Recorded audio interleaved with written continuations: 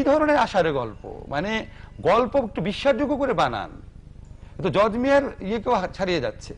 এবং আমার একটা অদ্ভুত জিনিস লাগে, এই দেশে গণমাধ্যম আওয়ামী লীগ আমলে কিন্তু এই ধরনের আষাঢ়ে গল্পের একটা প্রকোপ আমরা 2013 সনে বিভিন্ন ক্ষেত্রে দেখতেছি আর কি।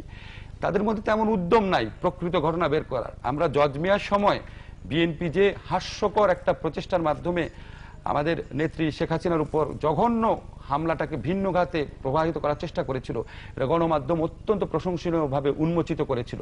জজ মিয়ার ইন্টারভিউ নিয়ে, তার এলাকায় গিয়ে ইন্টারভিউ নিয়ে সকল তথ্য বের করে। এই সরকারের আমলে একটার পর একটা রহস্যজনক ব্যাখ্যা দেওয়া হচ্ছে, ডিবেটেবল ঘটনা ঘটছে, আমরা গণমাধ্যমকে তৎপরই হতে দেখি না। আমি এই মুহূর্তেই আপনাকে মনে করে বলি, যেমন আপনার হেফাজতে ঘটনাতে বলা হলো ওখানে কোরআন শরীফ পুড়িয়েছে হচ্ছে হেফাজতের কর্মীরা, তো কিন্তু ভিডিও ফুটেজ ছিল, টেলিভিশনে দেখিয়েছেও, তো তাদের ধরেন না কেন? বা তারা আসলে কারা ছিল? তারা যদি জামাত হেফাজত কর্মী হয়, এত বড় একটা অপরাধ করেছে, তাদের কেন ধরছেন না? আর ওটা কি জামাত হেফাজত কর্মী ছিল না অন্য কেউ ছিল? এটা গণমাধ্যম একটা চেষ্টা করবে না জানার? রেশমাকে উদ্ধারের ঘটনা, একটা মেয়ে যখন এইভাবে উদ্ধার হয়, তাকে নিয়ে তো গণমাধ্যম একের পর এক ইন্টারভিউ ছাপাবে, যে আপনার লোমহর্ষক ঘটনা বলেন, তাকে নিয়ে বই লিখবে। উনি কই? উনি গ্রামে গেলে তার সাথে পর্যন্ত ম্যাজিস্ট্রেট যাদের সাংবাদিক কথা বলতে না পারে।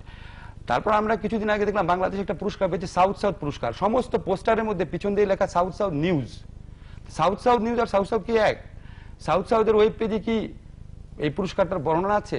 এই যে একটার পর একটা মানে অবিশ্বাস্য মানে বা সন্দেহজনক ঘটনা, এটার পেছনে সত্যটা কি এটা আমরা উদ্ঘাটন করতে কেন জানি গণমাধ্যমকে খুবই আপনার প্যাসিভ ভূমিকা পালন করতে দেখছি, মানে আগ্রহ নাই তেমন কোনো। কিন্তু মানুষের মনে তো আগ্রহ আছে। আপনি বিএনপি আমলে আষাঢ়ে গল্প হলে উদ্ঘাটন করতে হবে আপনাকে, আওয়ামী লীগ আমলে আষাঢ়ে গল্প হলে উদ্ঘাটন করতে হবে।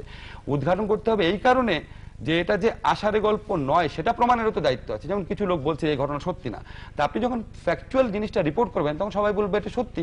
তাহলে আওয়ামী লীগও তো এই ধরনের আষাঢ়ে গল্পের অপবাদ থেকে বাঁচবে। আপনি এই পেন ড্রাইভে করে ঘটনা যেটা আছে, এটা আপনি ডিটেইল ইনভেস্টিগেশন করেন। যদি সত্যি আমাদের দেশে এমন একজন ক্লিনার বা সুইপার থাকতে পারে যে এত জ্ঞানী, পাসওয়ার্ড ভেদ করে টোরে সে আপনার 3 বারে 3টা ফাইল নিয়ে যেতে পারে, আবার না জেনেই এটা সালাউদ্দিন কাদের চৌধুরী ফাইল, তো এই লোক তো খুবই একটা অসাধারণ ক্যারেক্টারের লোক আপনার। আমাদের